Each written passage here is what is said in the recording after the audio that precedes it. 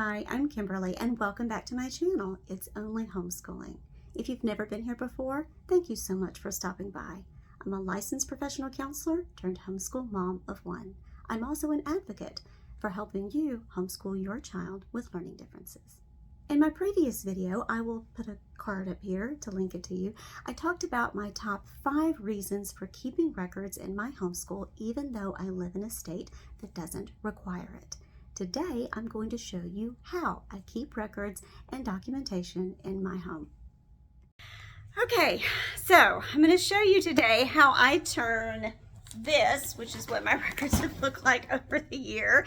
I've sort of just thrown everything in this box, and it is a ridiculous amount of stuff because it takes me a minute to kind of go through and pick out what I want as a representation of his work, but also what I want to keep as keepsake. So I am going to turn this ridiculous box into this.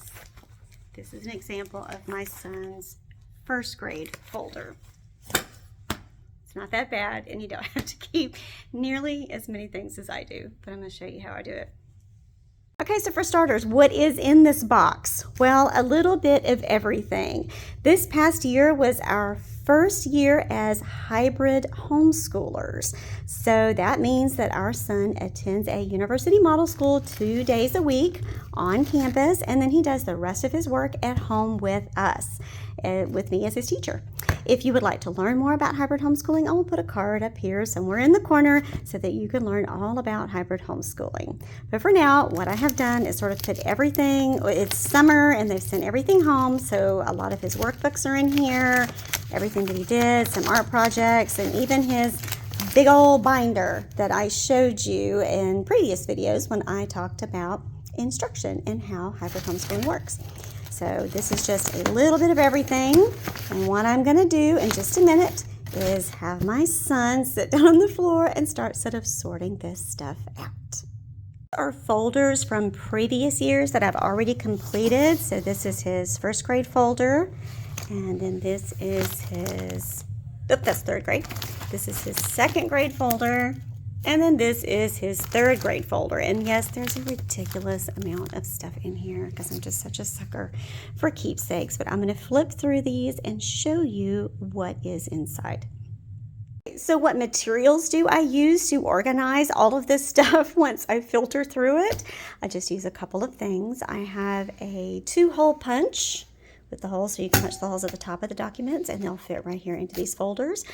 I have some notebook paper just so I can write a list of the curricula and a list of the classes that we took for the year, and some Sharpies so I can label the outside of the folders, and I can label the different sections. I have some construction paper to help further divide the different sections of the folders, a school calendar so I can mark attendance and different dates for the year, and I also use that in planning, and I'll put another video up later on if you're interested in learning how I plan for my school year. But then finally, I use these trifold folders.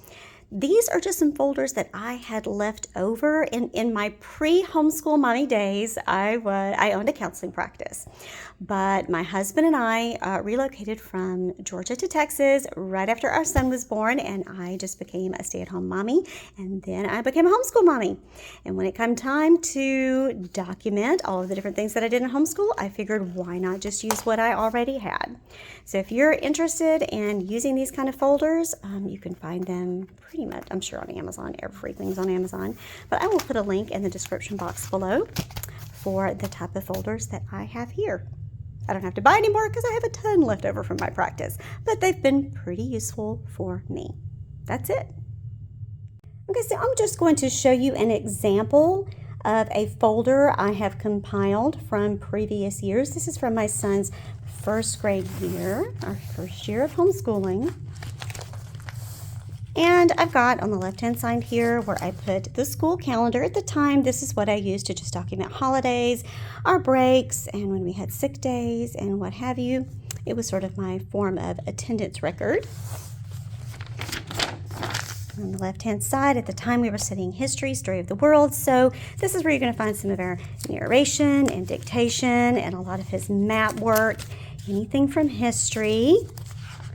just examples of it, sheets he had colored, and everything from our history. And then I documented the year and the curricula that we used. It's just sort of an example. And a list of all of the different classes and the different places we went and the dates. And also our field trips. That was put in a different file. Behind that, I have literature. Back then, I would keep a huge reading log of the different books that we read. And I've got a free copy of this handout on my website. I can put a link to that below at itsonlyhomeschooling.com. Just to let you know all the different things that we read. And here's an example of first language lessons, some of the dictation and narration, just work examples that we used from when he was in first grade. Then some examples of math. At the time, we were using Saxon, so here is where I would keep records of copies of his work and of the grading system that I used at the time, provided by Saxon. And then underneath that, we have writing, and some postcards we got from friends. Little keepsakes. That was our handwriting without tears as well. And then life science. You see how I just used the construction paper to divide the different sections for the different subjects. Oh, and this was fun. We used to have so many fun programs from the library. Oh, and this is folders that he made. And then, of course, the world shut down, and all of that ended. Oh, we used to do so many fun things. Tinkerzine was a big thing once COVID hit. But that is just an example of first grade. I'm almost afraid to show you second and third. Those could very easily be culled, but most of what is causing all of that bulk is just that I would keep every cute little piece of art that he gave me. It's not necessary if you're just as sentimental as I am. I don't recommend you border on hoarding the way I do. Okay, so because this is a lot of stuff, I have enlisted the help of IOH Kid J. Hi! And because this is probably going to take a while to go through all of this stuff, we are going to do this in a hyperlapse, and I'll talk you through it later. That is a good idea. It's a lot of stuff. We'll be back. So there are 9 total groups. We have Zoo School, stuff from Zoo School, math, keepsakes like postcards, field trips, letters, etc., language arts, geography, history, science, art, and if we don't know where it goes, we just got one question mark. Exactly. We're hoping this will help us with organization and also to thin the herd. So I guess let's get started. Yay, hyperlapse time.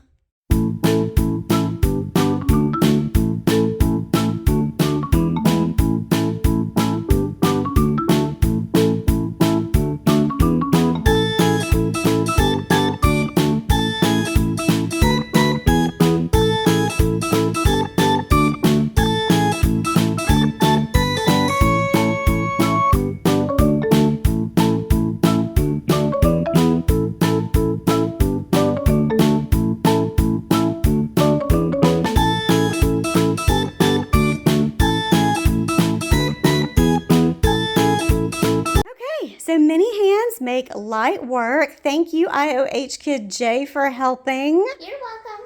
And we've got Otis, who sort of helped. Hi, IOH dog. He actually just got in the way. But okay. He is a good snuggler. He is a good snuggler. And you can see we kind of, art sort of ended up all the way down there in keepsakes. That's why it's so huge. It is the biggest pile, and that's okay. And this year, there's a lot of work that I kept that I'm going to cull just a little bit more, where I don't need examples of work as much. Simply because the main things that I kept were things like handwriting, so I can show him how he has progressed in his writing.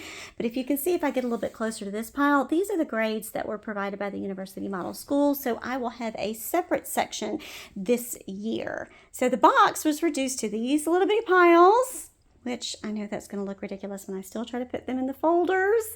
But there's also some extra things my son wanted to keep, like his science notebooks. That is his favorite subject, so I couldn't let him get rid of those. We'll figure it out. But I also, this is the pile that we discarded. So yes, we got rid of a lot.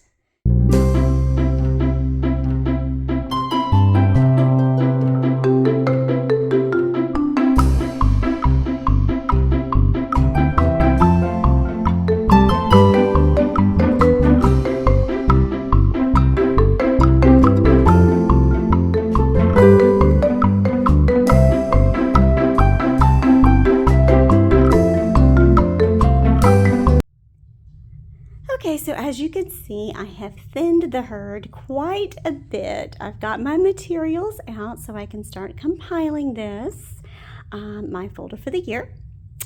And I added 2 extra things that I can show you what I'll do when I have a lot of little things back in the folder that I don't want to slip out or fall out and I don't want to punch holes in.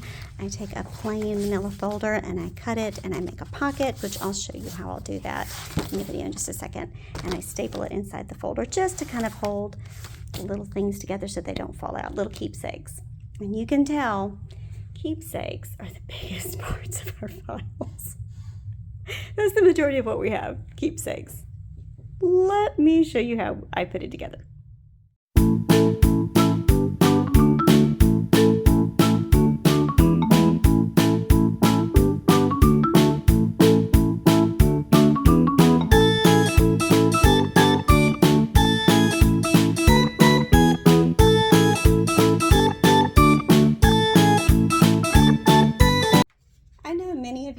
Watching this and going, oh my goodness, that's hoarding, or you're keeping so many little pieces of handwriting or art or drawing. But when my son was very little, he didn't like to draw. He wasn't one of those who gravitated to it. This was long before we knew dysgraphia was an actual diagnosis at the time. So he just wasn't that kid who liked to draw. So anytime I get a little piece of artwork or something that he's created that I know he's taken the extra time and the effort to go through to complete, I know how much harder that challenge is for him. And so it makes it all that more precious for me. You do not have to keep the bulk of the amount of stuff that I do. And as he gets older, I know that there will be less and less of it. But for now, I'm keeping it.